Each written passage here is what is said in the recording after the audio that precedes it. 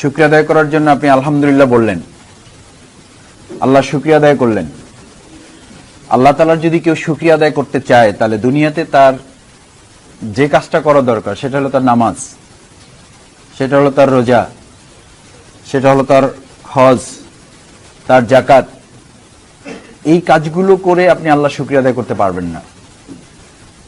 এটা শুকরিয়া আদায়ের একটা অংশ, একটা প্রক্রিয়া, একটা পার্ট।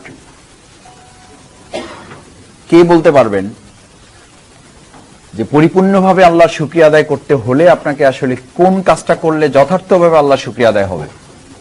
কোন কাজটা করলে বলেন, একজন বলেন, কে? কোন কাজটা করলে আল্লাহর যথার্থ শুকরিয়া আদায় হবে? আগে নাম বলতে হবে, তারপরে বলতে হবে। আব্দুল আউয়াল, পড়াশোনা কোথায় তোমার? তালিমুল উম্মা। ও, তামিরুল উম্মা। আচ্ছা, হ্যাঁ, কেন?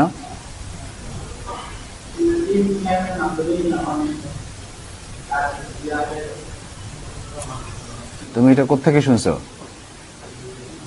হ্যাঁ, নিজে নিজে চিন্তা করছো? ও, এটা তো কালকে কেবল আমাদের আলোচনা হয়েছে, এটা তো তোমার কানে এখনো পৌঁছার কথা না।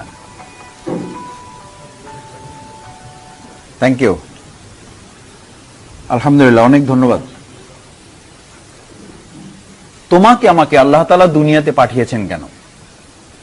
পাঠিয়েছেন এই জন্য যে আল্লাহ তাআলা পাঠিয়ে ঘোষণা করেছেন, আমি দুনিয়াতে কিছু মানুষ পাঠালাম যারা নামাজি হবে, যারা রোজাদার হবে।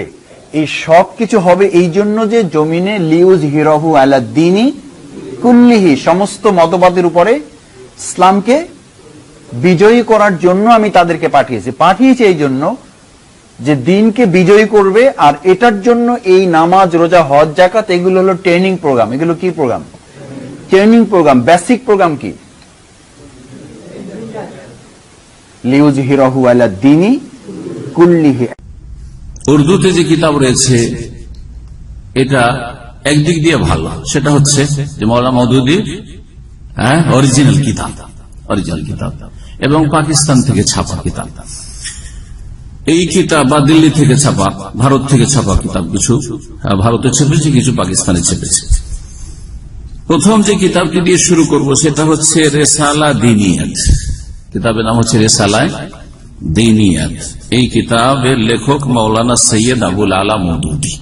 এতে একটি বিষয় তুলে ধরব, গুরুত্বপূর্ণ বিষয়, সেটা হচ্ছে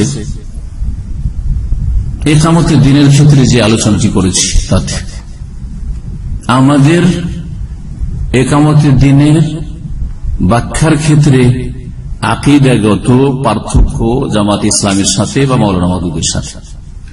ইকামতের দিনের তাদের কাছে ব্যাখ্যা হচ্ছে দিন কায়েম, মানে দিন কায়েমের আসল হচ্ছে রাষ্ট্রীয় ক্ষমতা হাসিল করা, অর্জন করা।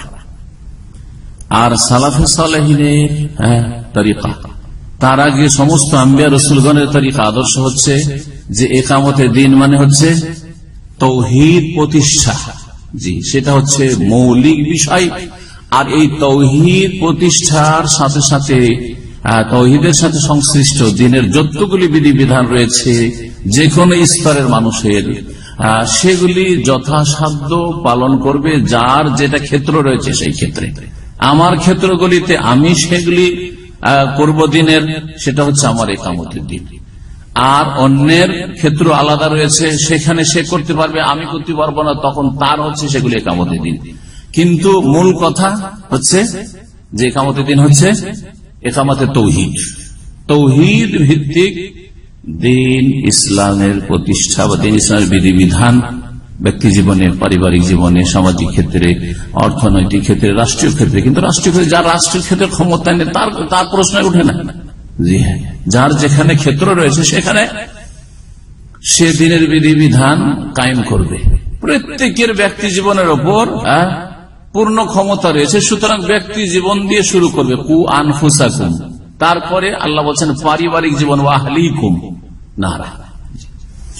তো এখানে আলোচনা করতে গিয়ে বলেছিলাম যে মাওলানা মওদুদী রাহিমাহুল্লাহ গুরুত্বপূর্ণ দিন ইসলামের ফরায়েজ, ওয়াজিবাত, ইবাদত, বন্দেগী সবগুলিকে বলেছেন যে এগুলি হচ্ছে এবাদত, কিন্তু এই এবাদতগুলি বড় এবাদত না। সবচেয়ে বড় এবাদতের জন্য এগুলি কি? Training course. এই কথাটি তার কয়েকটি কিতাব রয়েছে। আজকে দুইটি কিতাব থেকে শোনাব। একটি হচ্ছে এই রেসাইলে দিনিয়াতের পৃষ্ঠা নম্বর 129। তিনি কি বলছেন শোনেন। এবাদতের ব্যাখ্যা করতে গিয়ে আর ইসলামের লক্ষ্য উদ্দেশ্য বলতে গিয়ে बोलছেন जी और इस्लाम का असल मकसद मुसलमान को ऐसे ही इबादत गुजार बंदा बनाना है। इस गर्ज के लिए इस्लाम में चंद ऐसी इबादतें फर्ज की गई हैं।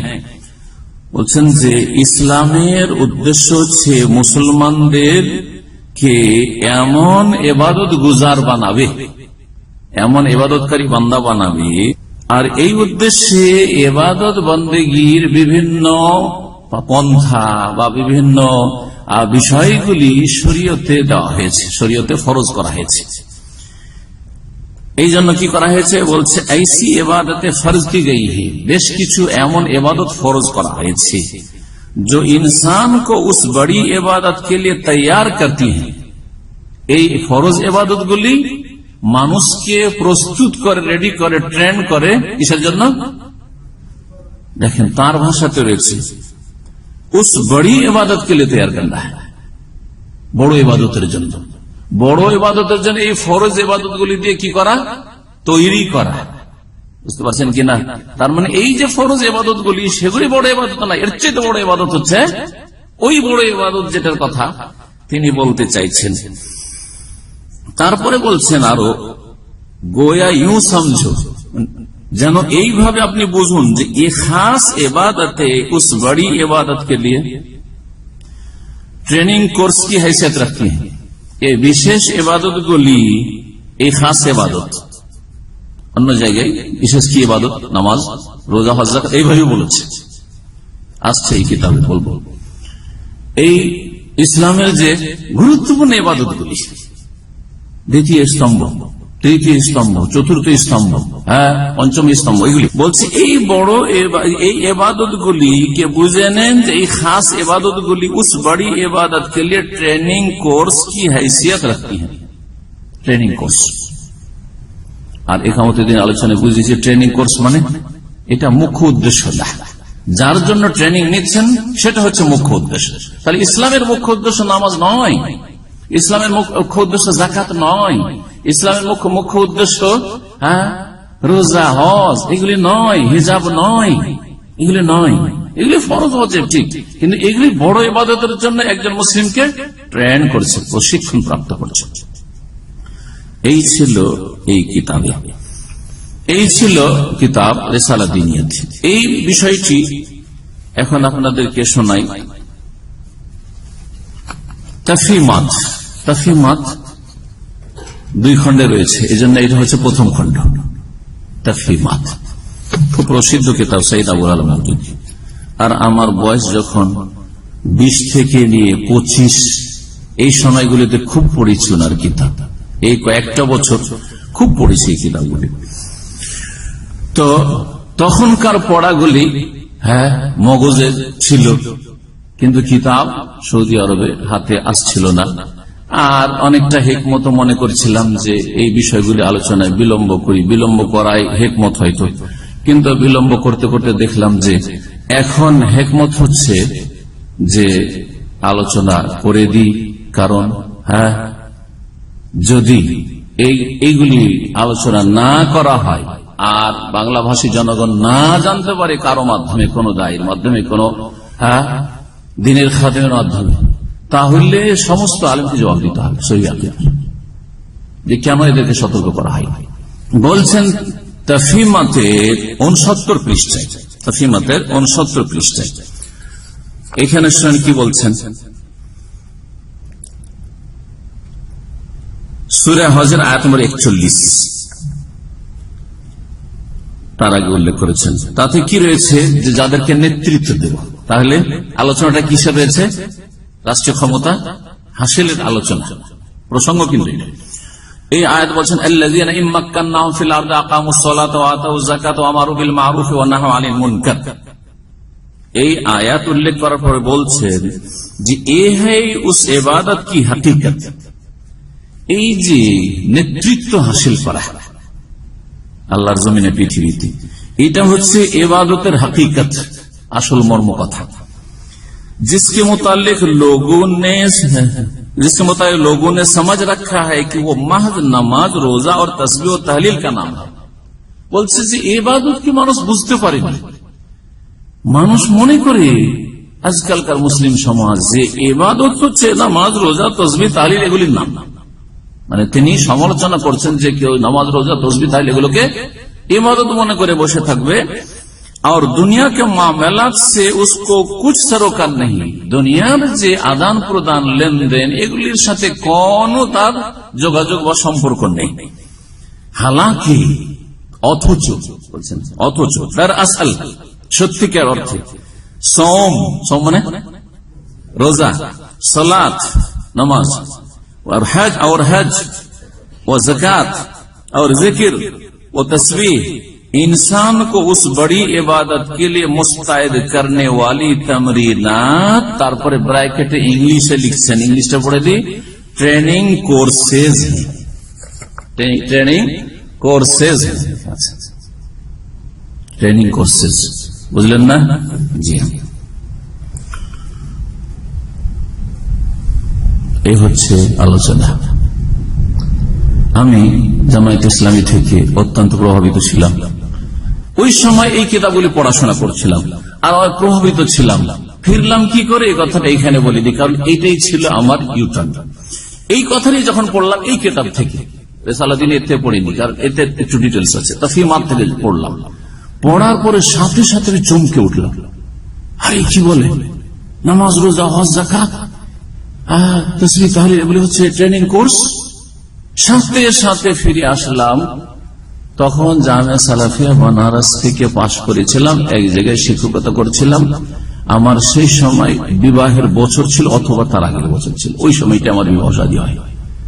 তারপরে মদিনা ইউনিভার্সিটি এসছে। তো আলহামদুলিল্লাহ আমাকে এই জামাত থেকে আল্লাহ ফিরিয়েছে মদিনা ইউনিভার্সিটি আসার আগে, কারণ আমার উপরে ওরা অপবাদ দিবে যে এরা সৌদি আরবে গিয়ে ওদের দালাল হয়েছে বা কিছু হয়েছে। কিন্তু আলহামদুলিল্লাহ আমি ওই জামাত থেকে তওবা করে ফিরে এসেছি। এই আপত্তিকর ইসলাম বিরোধী কথা পড়ার পরে চমকে উঠে, যে কি পড়লাম আমি, যে নামাজ, রোজা, হজ, যাকাত, তাসবিহ এগুলো ট্রেনিং কোর্স। তাহলে এগুলোর আসলে মূল্য না, আসল মূল্য হচ্ছে, মূল্যবান ইবাদত হচ্ছে ক্ষমতায় যাওয়া। জি হ্যাঁ, এটা আমাকে ফিরিয়েছে। হতে পারে যে অনেক আল্লাহর বান্দাদেরকে, আমাদের বাংলা ভাষাভাষীদেরকে আমার এই কথাটুকু ফিরাবে। যদি ফিরিয়ে দেয় তো আমার শ্রম সার্থক হবে, আর যদি না ফেরায় আমার কথাতে, বা আল্লাহ রাব্বুল আলামিন তাকে তৌফিক না দেন, তাহলে আমার পক্ষ থেকে এই কথা তার জন্য হুজ্জত হবে।